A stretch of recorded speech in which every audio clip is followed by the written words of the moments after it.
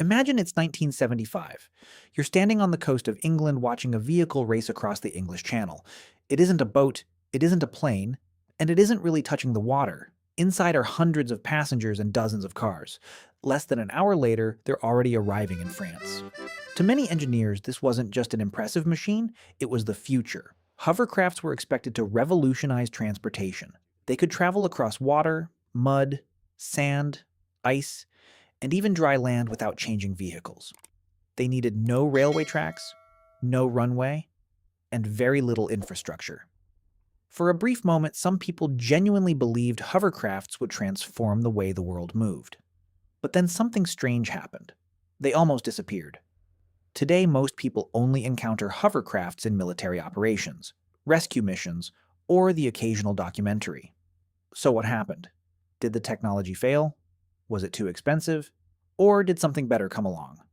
Welcome to Simple Concepts Explained.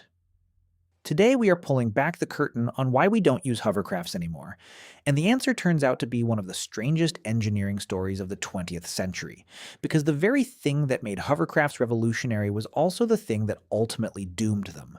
To understand why, we first need to understand what made hovercrafts so special. Unlike a conventional boat, a hovercraft doesn't push through the water.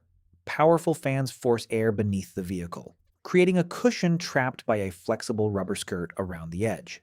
The craft literally rides on air.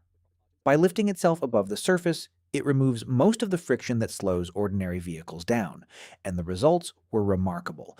The giant SRN-4 Mountbatten-class hovercraft carried around 400 passengers and dozens of cars across the English Channel in just 35 minutes. At the time, many ferries took well over an hour. It was fast, futuristic, and unlike anything passengers had experienced before. It looked as though the future had arrived early, which makes what happened next even more surprising, because the hovercraft's greatest strength was also its biggest weakness. Remember that cushion of air? The reason hovercrafts move so efficiently is because they have very little friction with the surface beneath them. Unfortunately, friction is also what helps vehicles maintain control. A ferry has the resistance of water, a train has rails, a car has tires gripping the road. A hovercraft has almost none of that. In calm conditions, this wasn't a major problem. But the English Channel is rarely calm. Strong winds, waves, and currents constantly pushed against the craft. Pilots had to make continuous adjustments just to stay on course. Steering, stopping, and docking all became significantly more difficult. Imagine trying to park a vehicle weighing hundreds of tons while it's sliding across an enormous sheet of ice. That's not far from what hovercraft operators were dealing with, and unfortunately, that wasn't the only problem. They were incredibly noisy.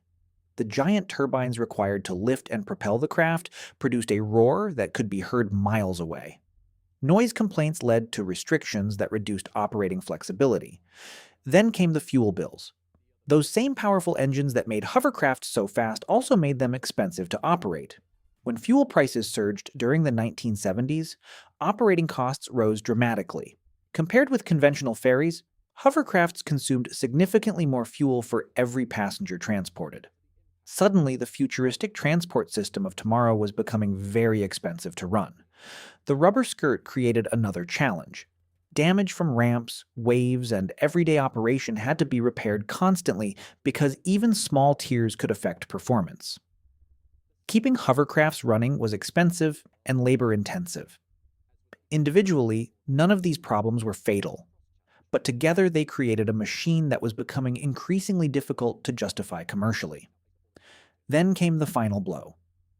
In 1994, the Channel Tunnel opened. For the first time, passengers could travel between Britain and France through a tunnel beneath the sea. The journey was fast, reliable, protected from bad weather, and far cheaper to operate at scale. Almost overnight, the hovercraft lost its biggest advantage: its speed. Why battle wind, waves, fuel costs, and maintenance challenges when a train could deliver the same journey with fewer complications?